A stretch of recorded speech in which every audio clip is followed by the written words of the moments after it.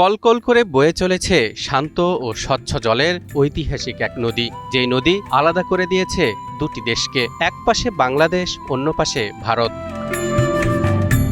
তবে দেশ ভিন্ন হলেও এই একই নদীতে গোসল করেন বাংলাদেশ ও ভারতের সাধারণ জনগণ। শুধু তাই নয়, গোসল করতে গিয়ে মাঝে মধ্যেই দুদেশের জনগণ মেতে ওঠেন খোশ গল্পে, চলে কুশল বিনিময় কিংবা ভাবের আদান প্রদান। আমাদের এখানে তো খুব ভালোই লাগে, ওনারাও গোসল করে, আমরাও গোসল করি। ওটা একটা মজার ব্যাপার আর কি। তার কারণ কি, অন্য এক দেশের সাথে আমরা একই সাথে গোসল করতে পারছি, এটাই তো একটা বিরাট কিছু। জেনে আরও অবাক হবেন, ভৌগোলিক কারণে নদীর ওপারেও খানিকটা জমি আছে বাংলাদেশের, যেখানে পিলার দিয়ে দুদেশের সীমানা চিহ্নিত করা হলেও সেখানে নেই কোনো কাঁটাতারের বেড়া। ফলে পাশাপাশি জমিতে চাষাবাদ করছেন বাংলাদেশ ও ভারতের কৃষক, যেন দুই দেশ মিলেমিশে একাকার। মূলত দেখতে পাচ্ছেন যে একটি সীমানা প্রাচীর, এবং ঠিক এই দিকটা হচ্ছে বাংলাদেশ এবং এদিকটা হচ্ছে আপনার ইন্ডিয়ার মাটি এবং ভারতের মাটি। এবং ভারতের মানুষজন কিন্তু আসলে ওখানে আপনার ওই পাট চাষ করেছে, এবং বাংলাদেশের মানুষ দেখতে পাচ্ছেন যে আসলে ধান চাষ করেছেন। দুই দেশের সীমান্ত রক্ষী বাহিনীর কঠোর নজরদারি থাকলেও এই মিলনমেলা দীর্ঘদিনের এক সামাজিক ঐতিহ্যে পরিণত হয়েছে।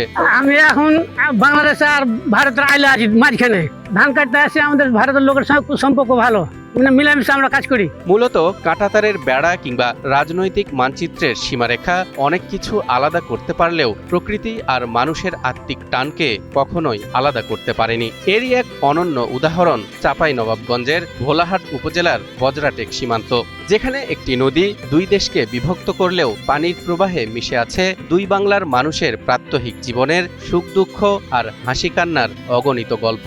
আচ্ছা, এই আপনি ঘাসগুলো কোথা থেকে কেটে নিয়ে আসছেন? আমরা ওই ভারতের মাটি পেয়েছি, ওই ভারতের মাটি থেকে কেটে আসছে।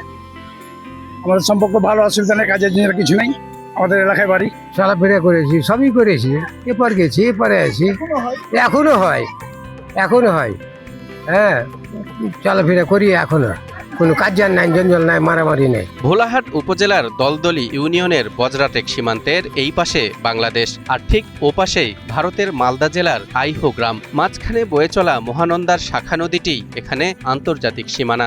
পাশাপাশি এই যে দুই দেশের মানুষ আমরা একত্রে এক জায়গায় মিলিত হতে পারছি, গোসল করছে, সবাই গল্প করছে, খুবই ভালো লাগছে। স্থানীয়রা জানান, বজরাটেক ও আইহো গ্রামের মানুষের মধ্যে ভাষাগত এবং সাংস্কৃতিকভাবে কোনো পার্থক্য নেই। এমনকি অনেক পরিবারের আত্মীয়তাও রয়েছে সীমান্তের ওপারে। উৎসবে, পার্বণে কিংবা বিপদে আপদে তারা একে অপরের উপস্থিতি অনুভব করেন এই নদীর তীরেই। এটা একসময় একটাই ছিল, আমাদের অনেক আত্মীয় স্বজন আছেন ওপারে, এবং আমরা এটা খুবই উপভোগ করি। এখানে কোনো ধরনের দ্বন্দ্ব হয় না। এখানে দেখতে পাচ্ছেন, এখানে যে অনেক সময় অনুষ্ঠান হয়, পূজা হয়, আর আমাদের এখানে প্রতি ঈদে খেলাধুলা হয়, এবং আমরা দুই পাড়ের লোক মনে করেন যে খুব আন্তরিকতার সাথে এটা উপভোগ করি। কাঁটাতারের বেড়া হয়তো মানচিত্রে দাগ টানতে পেরেছে, কিন্তু নদী আর মানুষের ভালোবাসার এই চিরন্তন স্রোতকে আটকে রাখতে পারেনি। বজরাটেক সীমান্তের মহানন্দা যেন কেবল একটি নদী নয়, দুই বাংলার মানুষের হৃদয়ের এক অদৃশ্য সেতু।